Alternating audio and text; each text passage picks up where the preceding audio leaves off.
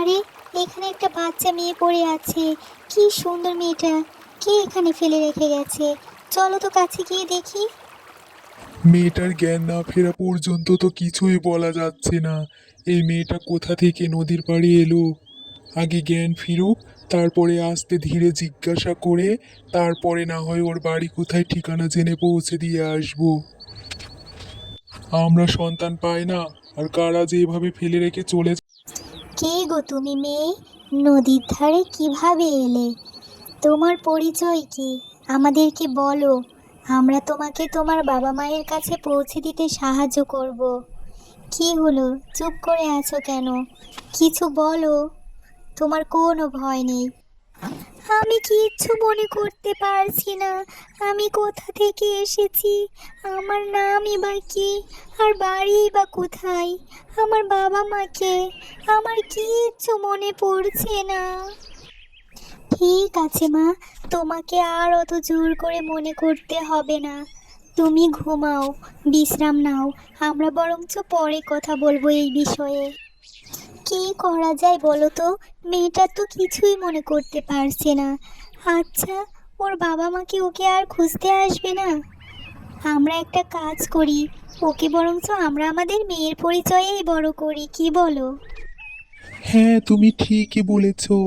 আল্লাহ তো আমাদের ছেলে পুলে দিল না, এই মেয়েটাকেই আমরা নিজেদের মেয়ের মতো করে বড় করব। মামুনি, আমি একটু কাজে গ্রামের বাইরে যাব, শহরে। ওখানে অনেক ভালো ভালো জিনিস পাওয়া যায়।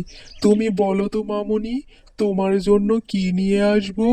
আর বউ, হ্যাঁ, তুমিও বলো তোমার জন্য কিছু লাগবে কিনা, নিয়ে আসবো আমি।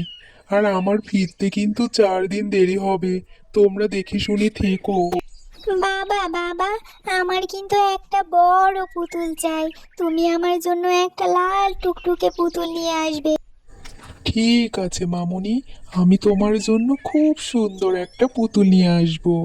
আর তুমি কিন্তু ভালোভাবে থেকো, মায়ের সব কথা শুনো, আর বাইরে একদম যাবে না, বিশেষ করে ওই নদীর পাড়ে। তুমি তো সাঁতার জানো না। আমি তাড়াতাড়ি ফিরে আসবো, কেমন? ততদিন তুমি মায়ের সব কথা শুনে চলো। আমার কিছু লাগবে না। আপনি তাড়াতাড়ি কাজ শেষ করে ফিরে আসলেই আমি খুশি হব। আর হ্যাঁ, আপনি যে শহরে যাচ্ছেন, নিজের খেয়াল রাখবেন। শুনেছি ওখানে অনেক মানুষের আনাগোনা। ঠিক আছে নীলিমার মা, আমি কাজ শেষ করেই ফিরে আসব, একটুও দেরি করব না। ততদিনে তুমি মেয়েটাকে দেখে শুনে রেখো, মেয়েটা আমার যেন ভালো থাকে, সেদিকে কিন্তু খেয়াল রেখো। মা, বাবা বলেছিল 4 দিন পরেই আমি ফিরে আসব। আমি গুনে দেখেছি, আজকে তো 5 দিন। বাবা কেন আসছে না? বাবা কি আমার লাল পুতুলটা খুঁজে পাচ্ছে না? সেজন্যই কি বাবার আসতে দেরি হচ্ছে মা? চিন্তা করো না নীলিমা, তোমার বাবা কাজ শেষ করেই তোমার কাছে ফিরে আসবে। আর তোমার বাবা যখন তোমাকে কথা দিয়েছে তোমার জন্য লাল পুতুল নিয়ে আসবে, তাহলে অবশ্যই নিয়ে আসবে মা। তুমি একদম চিন্তা করো না। যাও, তুমি গিয়ে বাইরে খেলা করো। আমি রান্না করে তোমাকে খাবার খেতে ডাক দিব। কর্তা মা, কর্তাবাবু যে নৌকা করে বাড়ি ফিরছিল, সেই নৌকাটা ঝড়ের কবলে পড়ে উল্টে গেছে, আর তার কোনো খোঁজ নেই।